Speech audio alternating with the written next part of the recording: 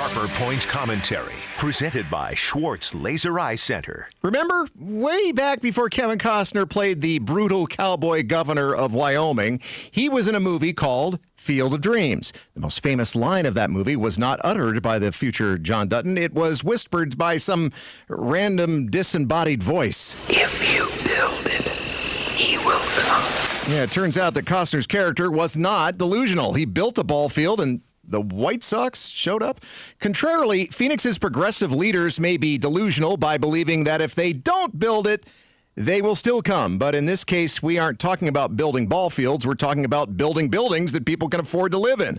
The city of Phoenix is proposing changing the requirements for residential development parking, mainly the requirements for the number of parking spaces required in order to be allowed to build an apartment complex in Phoenix. And in some cases, they're talking about changing the requirements to 0 parking spaces. Why? Well, for 2 reasons, which I'll get to in a second. But I'll say this. They aren't likely to accomplish either goal.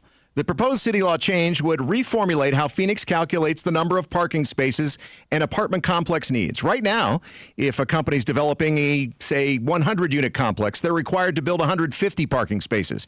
That would be reduced to 125 spaces in a lot of cases. Plus, there would be lower requirements for unreserved parking. But here's the Field of Dreams level nutty part. Affordable apartments and developments built near light rail would see much steeper reductions and actually, in most cases, would require 0 parking spaces.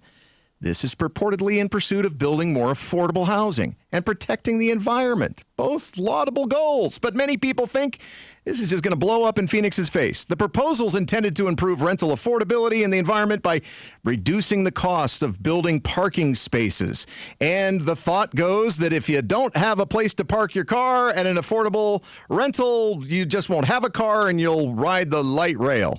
The city's 15 village planning committees have voted on this, some of them anyway. Only 3 have voted yes. 7 have rejected the proposal. We're still waiting to hear what 5 more have yet to say.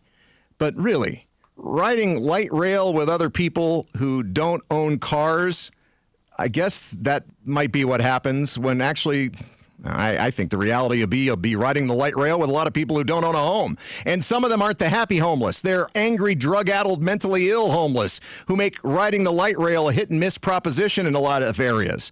You know, years ago, Tucson decided that if they didn't build more freeways, that either fewer people would move there or less people would use cars. Yeah, hasn't really worked out that way for them, as the Tucson metro has now grown to more than 1 million people, and it takes the better part of an hour to get from the west side to the east side because there ain't no freeways. And still, everybody owns a car there.